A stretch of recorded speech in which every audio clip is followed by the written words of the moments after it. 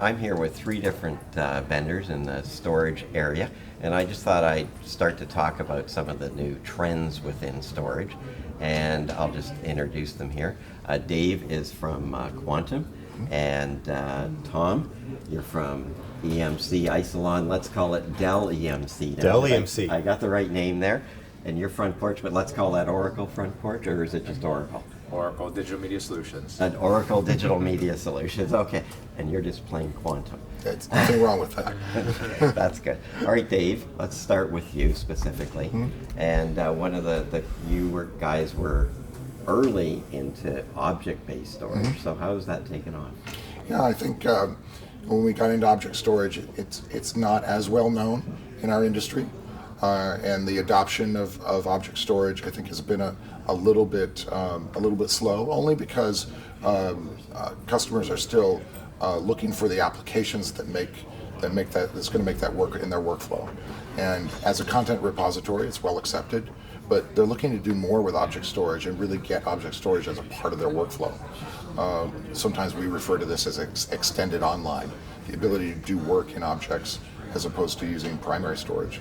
So, and now you start to see application vendors deploying applications that can talk directly to objects without having to convert them to files first. Well, that is the cool part about that, but maybe we should just explain to the group, Tom, maybe you can pick up there exactly what is object-based storage versus file, because it's sort of a conceptual concept, it's abstract, but it's really there. Yep.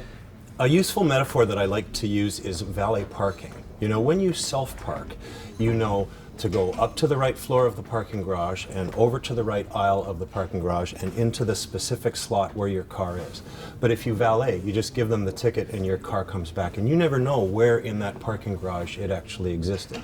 So an object native interface, like what you were describing, is one where you just give the ticket to the storage system and you get your storage object back, as opposed to having to know it's at /whatever, /whatever, /whatever, /whatever, which is the essence of a file system, is that folder and directory and file name structure. So does that mean the metadata and audio essence and video essence is separate or still together? How does that work? It's all taken care of in the definition of that object, and it's all accessed through standard REST API type of calls, HTTP put and get type of calls, rather than fopens and fbuffered seeks the way a normal file-based interface would interface the application. Right, so that sort of fits in. Yeah, so I think from our perspective, it's been a lot of years that we've been storing and protecting people's content, and from the software management layer, object stores are great because, as Dave mentioned, it's starting to become more attractive in these types of environments. And from the software abstraction layer's perspective, is you plug in your traditional NAS or SanDisks, you plug in your object store, you plug in your tape or your optical devices, you plug in private cloud or public cloud. And the software management layer takes that object model one level higher. So you actually instantiate the object at the software level, and then the software itself, in our particular case, we use the SMPTE archive exchange format standard. And when we create that object now, we take care of all the complexities of the heavy lifting between the tiers, the migration, the replication factors for different SLAs and whatnot. And I think that's really the essence of this integration and this application that Dave mentioned before is, plugging in the back of an Avid system, for example, is a little bit more complex unless you have that layer in between and you're just trying to integrate into some type and amount of storage in the back end. So AXF is one of the key elements, obviously, broadcasters focus on. Absolutely. In doing that. That's great. So one of the other confusing issue is this hybrid cloud thing. And somebody the other day said, well, you have hybrid and you have cloud. It's that simple.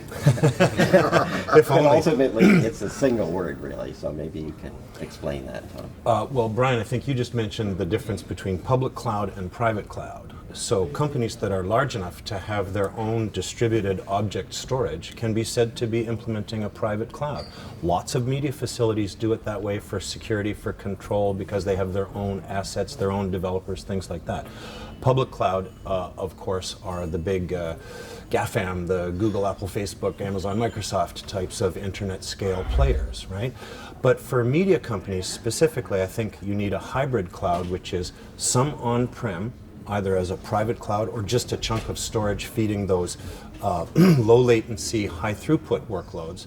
You need some chunk of on-prem, but you want to use the economies of scale and the global namespace of a cloud or an object store as that other half of the hybrid. So on-prem and public cloud, on-prem and private cloud together. I would say that instead of saying the cloud, we should talk to customers about your cloud, because that's everybody's needs are different, and everybody needs a different blend of on-prem, private cloud, and public cloud. Well, Dave, tell me, are people really taking disaster recovery seriously when they're using storage? Oh, absolutely. In fact, one of the unique aspects of object storage is its ability to synchronize across multiple systems. So if you have your private cloud in one location and you want to have that content protected from a disaster recovery standpoint, you can create a geo-spread infrastructure that automatically synchronizes content among the different locations, and these can be thousands of miles apart because objects are completely contained. They simply get propagated across, and when they arrive, they have the same ID. So if something should happen to the primary site, you can still recover that information immediately as long as you have connectivity to the other sites. So one last question for each one of you, and I'll let you pitch a little bit for your own things. Ultimately, you know, we're standard def, high def, ultra HD, 8K, blah, blah, blah, on and on. So is cost an issue, or is it total scalability, or how does that fit in? So I'll let you start, Well, Dave. cost is always an issue.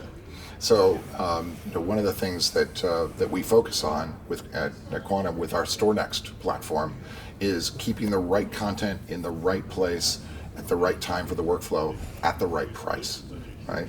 So it does you no good to fill up your expensive primary storage with content that is going to sit there and be delivered to content delivery networks or other types of things without being actually works in progress. It's much more cost effective to move that to either a disk-based nearline archive like object storage or a tape archive where you can store content very cheaply and still maintain access and visibility, or even cloud in that case. So those choices are all variables on performance, access, and cost. And no single type of storage can satisfy all three of those at once. So that's why it's so important to have a strategy to move content to the right tier of storage, if you will, for each stage in the workflow. All a complete mix. Yes. All right, Tom? I absolutely echo the importance of tiering. One of the features that came out in our 1FS version 8 this year, for instance, is as well as tiering between different types of spinning disk, we can now do cloud pools to tier to our own ECS object store or any of the RESTful API interfaces to public or hybrid clouds. Our own ECS has a pretty good story in terms of storage efficiency as well. As you add more than 3 sites, then the storage efficiency starts to get really, really good. Ah, interesting. More sites, more whatever. Yeah. Now, Brian, I'll ask you, but also maybe you can add in a speed aspect into this. Yeah, sure. That's actually an important part. Is really, from our perspective, it comes down to SLAs, and I think sort of an extension of where the object is at any particular time. Finding that right balance, setting the dial on the right notch, depending on how much you want to spend, how important is your content, how quickly you need access. So I have to change Tom's acronym to add Oracle as a cloud object store provider as well. They've Does now that make it?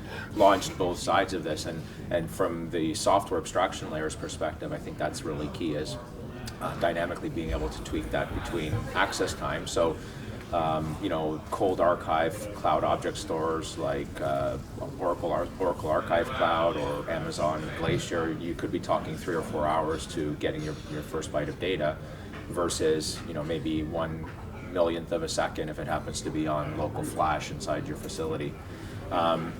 Finding that right balance. So obviously longer tail content, stuff that's not works in progress, why not move it further back? And even for regular linear terrestrial television, I mean, the schedules are predictable. We know when the content needs to come back. And the cost of that could be, for an on-prem might be 5 or 10 or 15 cents per gigabyte, with, by the time you factor in all the infrastructure costs, down to the Oracle Archive Cloud, which is 1/10 of a penny per gig per month. So extremely cost effective. And obviously certainly tying in all of these other different tiers and again being able to tweak in software. Yeah. Well, gentlemen, thank you very much for this. We certainly have lots of parameters we're dealing with. I hope we've deconfused a few people about these things, and thanks again. Thank you, Stan. Stan. Thank you.